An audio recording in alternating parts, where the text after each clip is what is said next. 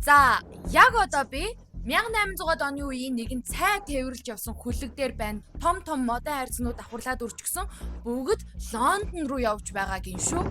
Хөлгийн анхамдууд нь хүртэл сонин. Ах дүүс юм байна. Нэрийг нь сонсохоор л бүр сонирхол татна. Лип болон Тоун. Цаг агаад гэнэт модож далайн шуурга болж байна. Давлгаанууд улам өндөрсөд хөлөг бүр ганхаад байна. Яна усаарч байна. Энэ хөлөг бараг живэх гэж байна. Эдгээр цайнууд задраагүй байх шүү. Цаас, цай яг л тусгай хамгаалалттай юм шиг энэ бүтцэн усыг нэвтрүүлэхгүй цайг дотроо хадгалчихаж. Магадгүй энэ л шин санааны эхлэл байсан ч юм бэлүү? Хөөх байд.